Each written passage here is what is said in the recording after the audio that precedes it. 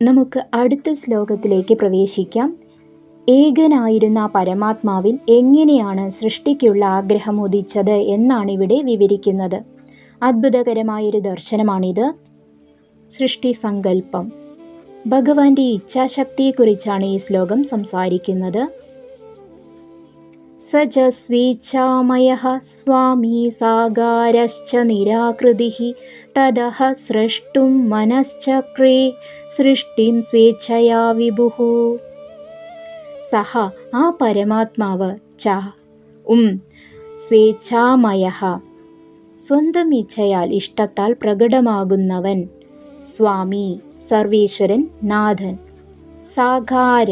സാകാരഃ രൂപത്തോടുകൂടിയവൻ, നിരാകൃതിഃ രൂപമില്ലാത്തവൻ, formless, തതഃ അതിനുശേഷം ആ അവസ്ഥയിൽ നിന്ന് സ്രഷ്ടും സൃഷ്ടിക്കാൻ വേണ്ടി, മനശ്ചക്രേ മനസ്സുവെച്ചു സങ്കൽപ്പിച്ചു, സൃഷ്ടിം സൃഷ്ടിയെ, സ്വേച്ഛയാ സ്വന്തം ഇഷ്ടപ്രകാരം, വിഭുഹു സർവവ്യാപിയായ പ്രഭു.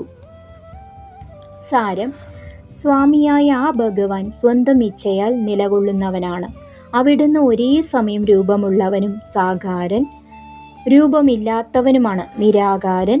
ആ സർവവ്യാപിയായ പ്രഭു തൻ്റെ സ്വതന്ത്രമായ ഇച്ഛയാൽ പ്രപഞ്ച സൃഷ്ടി നടത്തുവാൻ മനസ്സിനാൽ സങ്കൽപ്പിച്ചു. ഗഹനമായ വിശദീകരണവും തത്വചിന്തയും. ഈ ശ്ലോകം വേദാന്തത്തിലെ ഏറ്റവും വലിയ തർക്കത്തിന് പരിഹാരം നൽകുന്നു. ഭഗവാൻ രൂപമുള്ളവനാണോ അതോ ഇല്ലാത്തവനാണോ? സാകാരനും നിരാകാരനും. സ്വർണത്തിന് ഒരു പ്രത്യേക ആഭരണത്തിന് രൂപമുണ്ടെങ്കിലും സാകാരം, സ്വർണം എന്ന പദാർത്ഥത്തിന് തനതായ രൂപമില്ല, നിരാകാരം. അതുപോലെ പരമാത്മാവ് അടിസ്ഥാനപരമായി നിരാകാരനാണെങ്കിലും ഭക്തർക്ക് വേണ്ടി സാകാരനായി മാറുന്നു. ബ്രഹ്മവൈവർത്ത പുരാണം പറയുന്നത് ഇവ രണ്ടും ഒരേ സത്യത്തിൻ്റെ രണ്ട് വശങ്ങളാണെന്നാണ്. മനശ്ചക്രേ സങ്കല്പം. സൃഷ്ടി എന്നത് ഭഗവാൻ ഒരു അധ്വാനമല്ല, മറിച്ച് ഒരു സങ്കല്പം മാത്രമാണ്. ഭഗവാൻ ആഗ്രഹിച്ചു, പ്രപഞ്ചമുണ്ടായി. ഇതിനെയാണ് ഇക്ഷണ സൃഷ്ടി എന്ന് ഉപനിഷത്തുക്കൾ വിളിക്കുന്നത്. സ്വേച്ഛാമയഃ ഭഗവാൻ ആരുടെയും പ്രേരണയാലല്ല സൃഷ്ടി നടത്തുന്നത്. അത് അവിടുത്തെ ലീലയാണ്, ഡിവൈൻ പ്ലേ.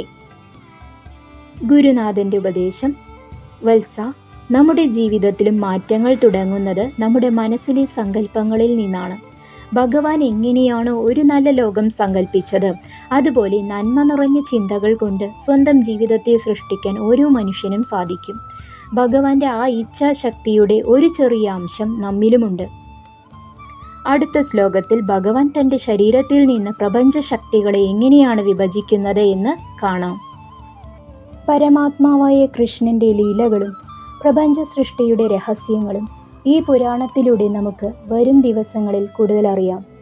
ഇന്നത്തെ ഈ ഭാഗം നിങ്ങൾക്ക് ഇഷ്ടമായെങ്കിൽ ഇത് മറ്റുള്ളവരിലേക്കും പങ്കുവയ്ക്കുക.